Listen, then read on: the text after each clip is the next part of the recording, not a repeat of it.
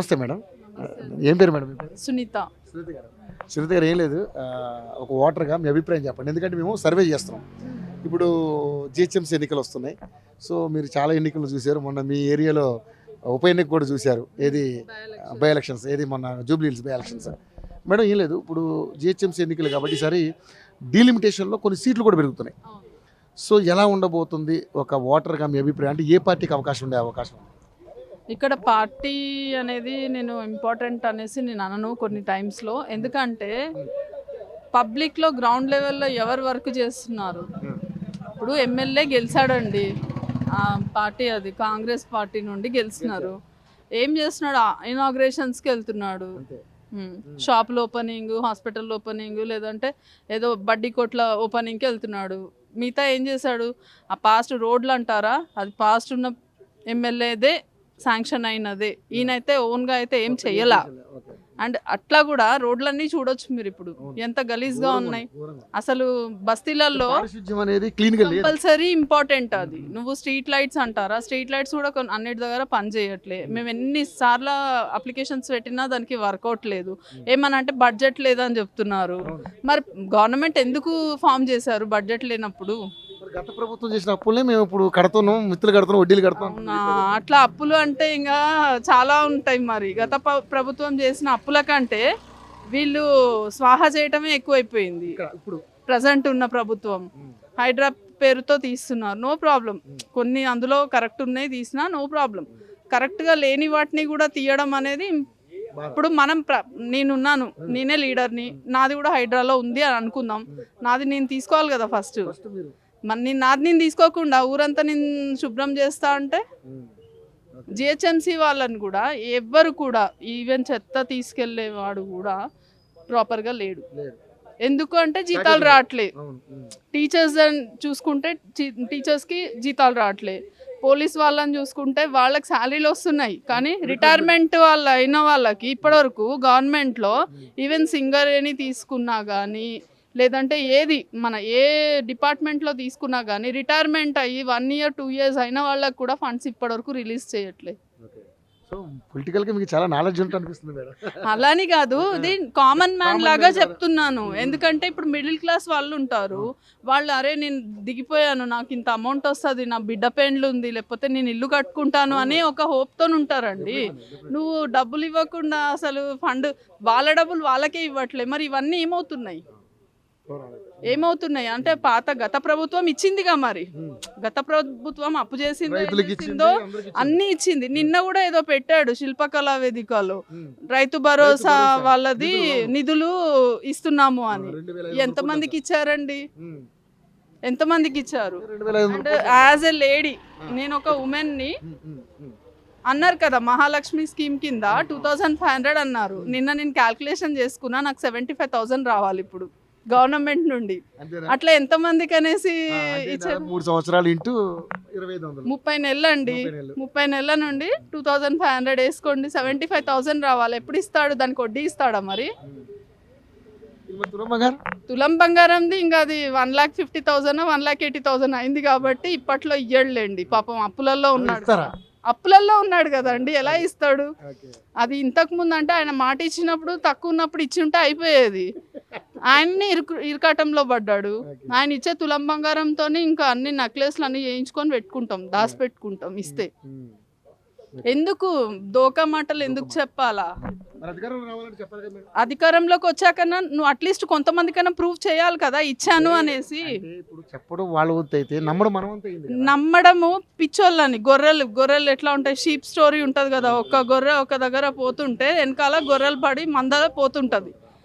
So ఇది కూడా అంతే, పబ్లిక్ కూడా అట్లనే పోతున్నారు. చదువుకున్న వాళ్ళు అటే పోతున్నారు, చదువుకున్న వాళ్ళు అటే పోతున్నారు, నాలెడ్జ్ ఉన్న వాళ్ళు అలాగే పోతున్నారు, లేని వాళ్ళు కూడా అదే. ఇప్పుడు వాడిని చూసి వీళ్ళు మీడియా ఎంత డెవలప్ అయినా కూడా ఇంకా ఎంత చెప్తుంటే ఏదో టిక్ టాక్ రీల్స్ అని వాటి మీద ఉన్న కాన్సన్ట్రేషన్ మన సరౌండింగ్స్ మీద పెడితే మనది మనమే డెవలప్ చేసుకుంటాం కదా.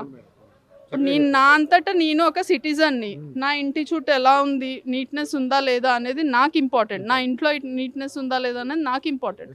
నేనే పట్టించుకోకపోతే పక్కనోడు వచ్చి అయితే చేయడు కదా. ఇప్పుడు లీడర్ కూడా అంతేనండి, ప్రతిదీ ఇంకా చేయాలంటే వచ్చి అడుగుతారా ఏమన్నా?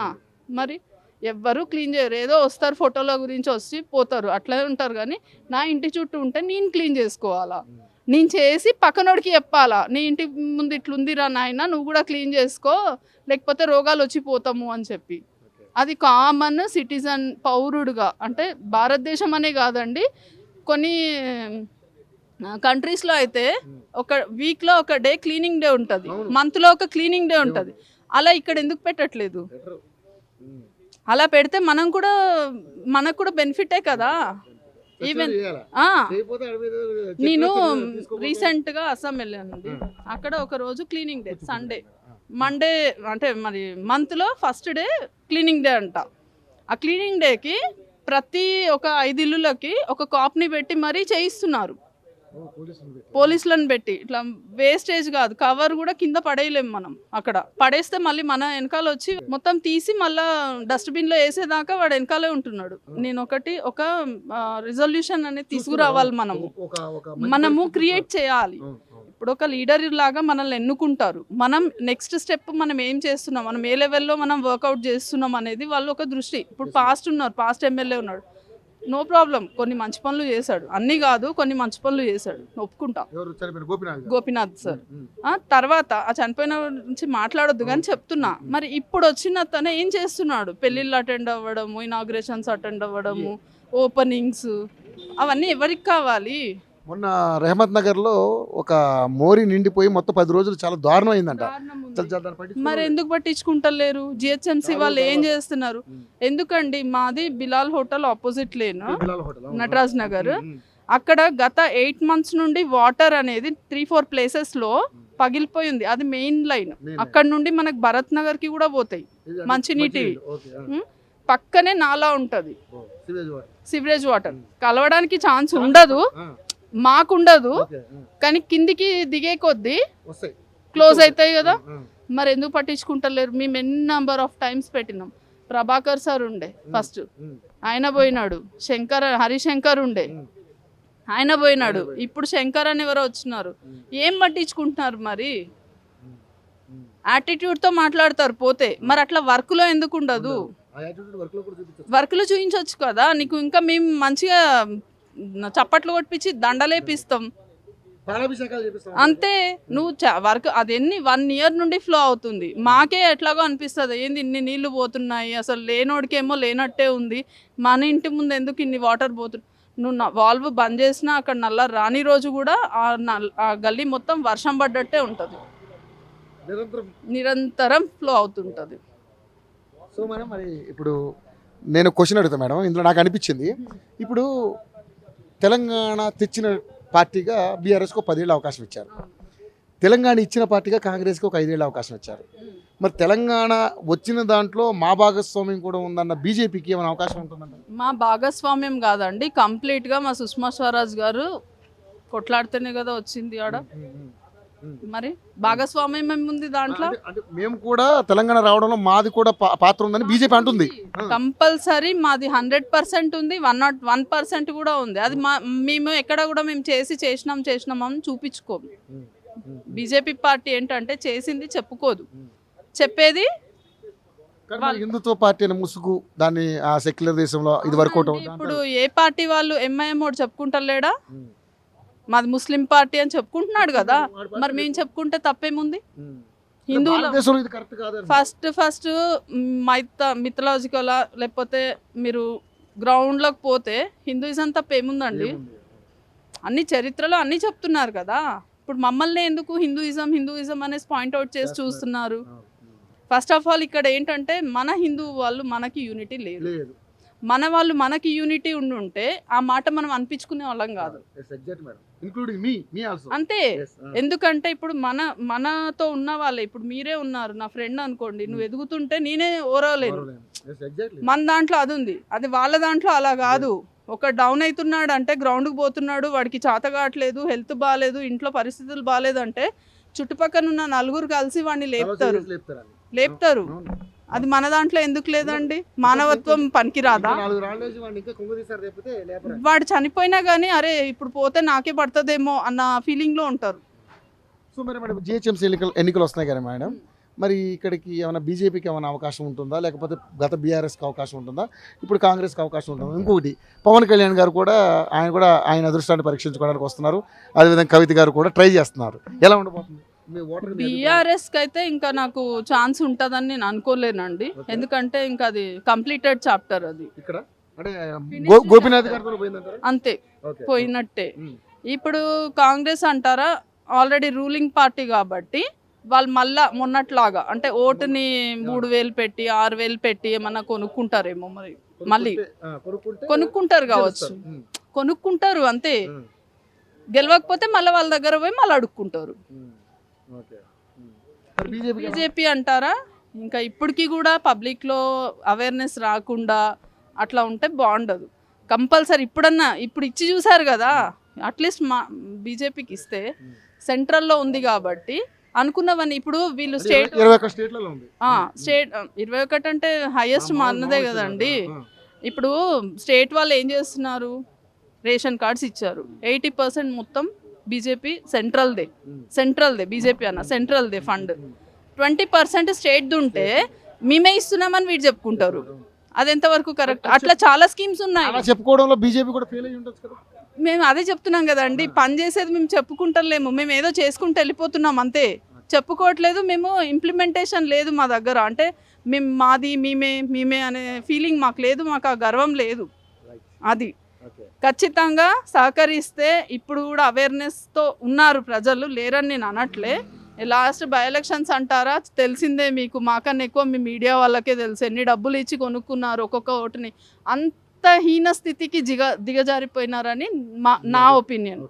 ఎందుకంటే ఒక ఓటు 2,000కి 3,000, 2,000 ఎన్ని రోజులు వస్తాయండి? గట్టిగా 1 అవర్లో ఖర్చు పెట్టవచ్చు. అంటే 1 అవర్ గురించి నువ్వు మొత్తం 5 years రూలింగ్ పార్టీనే నువ్వు చేంజ్ చేసేసినావు. అది ఎంతవరకు కరెక్ట్? ప్రశ్నించే హక్కు కాదు. ఫస్ట్ ఆఫ్ ఆల్ వాడిని ఇంకోసారి చూస్తే ఆ ఓటర్ని డబ్బులతోనే కొలుస్తారు. వాడికి ఏదన్నా ఇంట్లో ఏమన్నా జరిగినా, ఆ ఫ్యామిలీలో ఏమన్నా జరిగినా ఎవరు ముందుకు రారు, ఎవరు రారు. అదే ఎమ్మెల్యే కూడా రాడు. సో మరి మీ ఒపీనియన్ అయితే బీజేపీకి ఒకసారి అవకాశం ఇవ్వాలని కోరుకున్నారు. కానీ మరి ఇక్కడ 5 పార్టీలు ఉన్నాయి కదా, మరి ఇక్కడ సరే డీలిమిటేషన్ స్థానాలు పెరిగేలాగా ఉన్నాయి. ఎలా అనిపిస్తుంది? డీలిమిటేషన్ అనేది ఇప్పుడు లేడీస్ మాకు 33% అనేది వచ్చింది. సో ఖచ్చితంగా అమ్మాయిలకి ఇవ్వాల్సిందే. ఎన్ని రోజుల నుండో జరిగేది ఇప్పుడు ఓకే అయిపోయింది. మహిళా కార్పొరేటర్లు ఎక్కువ చూస్తారు, కనబడతారండి. కలర్ఫుల్ ఉండాలి కదా, మరి అందరినీ వంటింట్లోకే పరిమితం ఎట్లా చేస్తారు? ఇవ్వాలి. కాకపోతే ఇక్కడ ఏమైపోతుందంటే, ఎక్కడ వీళ్ళు ఇల్లంతా హోమ్ మినిస్టర్ లాగా చేస్తారు, కార్పొరేషన్లో కూడా ఇస్తే వీళ్ళదే ముందడుగుంటుందని కూడా ఇవ్వకుండా ఆపేవాళ్ళు చాలా మంది ఉన్నారు. ఇంకొకటి మేడం, మీ బస్సులు చూశాను ఇప్పుడే, సర్ర నడుస్తుంది ఇక్కడ. ఎలా ఉంది? మీరు కూడా అక్కడికి వెళ్ళి వస్తున్నట్టున్నారు. ఎలా ఉంది మేడం? అంటే సర్ని మీరు స్వాగతిస్తారా, విభేదిస్తారా? ఎందుకంటే ఓట్ చోరీ అని రాహుల్ గాంధీ గారు కాంగ్రెస్ పార్టీ నుంచి అంటున్నారు. కానీ మొన్న జరిగినటువంటి వెస్ట్ బెంగాల్లో 90 లక్షల ఓట్లు రోహింగ్యాలకు సంబంధించినటువంటి ఇతర దేశ ఫేక్ ఓటర్స్ని తీసేశారు. సో చాలామంది చాలా మంచిది అంటున్నారు. సో తమిళనాడులో జరిగింది, కేరళలో జరిగింది, తెలంగాణలో జరుగుతుంది. ఎలా ఉండబోతుంది? ఎస్ఐఆర్ అనేది సీరియస్లీ చెప్పాలంటే అందరికీ స్వాగతించాలి. అందరూ కూడా, ప్రతి ఒక్కరు, ప్రతి ఇండియన్ అనే కాదు, ఇది బయట దేశంలో ఉంటే అక్కడ కూడా ఇది ఫాలో కావాల్సిందే. ఎందుకంటే దీని వలన మనకి ఒక ఇంట్లో ఇప్పుడు నార్మల్గా ఫేక్ ఓట్స్ అంటున్నారు, అవనేది మనం తీసేసినట్టే కదా. ఇప్పుడు 2002 నుండి మనకి అటాచ్ చేయమంటున్నారు. ఎందుకు చేయమంటున్నారు? ఒరిజినల్ ఎవరు, డూప్ ఎవరు అనేది సార్ట్అవుట్ అవుతుంది. అండ్ ఫస్ట్ ఆఫ్ ఆల్ నీ ఏరియాలో ఎంతమంది అసలు యాక్చువల్గా ఉన్నారు. ఇప్పుడు ఓట్లు పెడుతున్నాం మనం, ఓటింగ్ సిస్టమ్ ఉంటుంది. 1000 members ఉంటే 600 పోలింగ్ అవుతుంది, 400 పోల్ అవ్వవు. ఎందుకంటే వాడు ఎక్కడెక్కడో ఉంటాడు, ఇక్కడ ఉండేటోడు కాదు. అట్లాంటి వాడిని ఇక్కడ ఉంచడం వేస్ట్ కదా అంట నేను. ఆ ఉన్న 600 అంటే 100% పోలింగ్ శాతం వస్తుంది కదా. అప్పుడు ఆ 400లో వాళ్ళు ఇక్కడ ఉన్నారా లేదా అనే విషయం పక్కన పెడితే, కొన్ని టెక్నికల్ ప్రాబ్లమ్స్ వల్ల కూడా నిజమైన ఓటర్ కూడా ఇబ్బంది పడే అవకాశం లేదు. ఈ ఎస్ఐఆర్ ఉన్నదే అందుకు. ఈ ఎస్ఐఆర్ పారదర్శకంగా చేస్తుందా? ఎస్ఐఆర్ కంప్లీట్లీ ఇప్పుడు నీకు ఎస్ఐఆర్లో నీ ఆ 400 ఏదైతే నేను మైనస్ ఉన్నాయి అని చెప్పాను, బయట ఎక్కడ ఉన్నా ఇందులో తెలిసిపోతుంది. ఆ ఓటర్కి కూడా సామాన్య హక్కు అక్కడ దొరుకుతుంది. అతను ఎక్కడైతే ఉంటున్నాడో అక్కడికి కూడా ఈ ఎస్ఐఆర్ అనేది పోతుంది కదా. నాట్ ఓన్లీ ఈ ఒక్క ఇంట్లోనే కాదు కదా, ప్రతి గల్లీ మీరు చూస్తున్నారో లేదో బిఎల్ఓస్ ఇంత పిచ్చి కుక్కల్లాగా తిరగాల్సిన అవసరం లేదు కదా. ఎందుకు చేస్తున్నాము అంటే గవర్నమెంట్ పెట్టింది అంటే ఏదో దాంట్లో ఏదో వర్త్ ఉందనే కదా. వర్త్ లేకపోతే ఇంత టైం వేస్ట్ అందరు ఎందుకండి టైం వేస్ట్ చేసుకుంటారు. ఓటర్ని పొడగొట్టుకోవద్దనేదే కదా. ఏదో అంటున్నారు ఏదో కమ్యూనల్ లైక్ ముస్లిమ్స్ది ఓట్లు డిలీట్ అవుతాయి అందు గురించి అని అంటున్నారు. మళ్ళా కాంగ్రెస్ మళ్ళా డ్రామా ఆడుతుంది. ఇది కరెక్ట్ కాదు. దీన్ని ఫస్ట్ ఆఫ్ ఆల్ వాడికి చెప్పాలా, ఒక ఓటర్ అనేటోడికి కంప్లీట్గా ఆన్సర్ ఇవ్వాలి. ఏంటి ఎస్ఐఆర్ ఏంటి, దాని వలన మనకు లాభం ఏంటి, నష్టం ఏంటి. ఇప్పుడు మీరే చూడండి, ఇది మైనారిటీ అని ఒక మైనారిటీ వేసేసినారు ఇక్కడ. ఈ వీళ్ళే ఒక్కొక్క ఇంట్లో 70 ఓట్లు ఎట్లా ఉంటాయండి. ఒక ఫ్యామిలీలో ఎంత క్లబ్ చేసి పెద్ద ఫ్యామిలీ అనుకుందాం, కంబైన్ ఫ్యామిలీ అనుకుందాం, మా అంటే 30 ఓట్స్ ఉంటాయి కావచ్చు. ఎంత కంబైన్ ఫ్యామిలీ వేసుకున్నా కానీ నేను రఫ్గా చెప్తున్నా 70 ఓట్స్ ఎక్కడ ఉంటాయి, 100 ఓట్స్ ఎలా, అది పాసిబిలిటీ? పోతాయి, అన్నీ పోతాయి, పోవాల్సిందే. అట్లా పోతేనే ఇక్కడ నిజమైన నాయకుడు అనేటోడు కూడా రైట్ మేడం, మొత్తానికి అయితే మీ అభిప్రాయం చాలా చక్కగా చెప్పారు. నిజంగానే మహిళలకి నిజంగానే నేను కూడా మిమ్మల్ని కాంగ్రాచులేట్ చేస్తా. సరే మీరు ఒక ఓటర్ అయినా కానీ బట్ మహిళలకి 33% రిజర్వేషన్ రావాలి, వాళ్ళు కూడా రాజకీయాల్లో వాళ్ళు అనుకున్నది సాధించాలంటే కంపల్సరీ చేంజ్ కనపడాలి. Thank you madam, thank you so much అండి.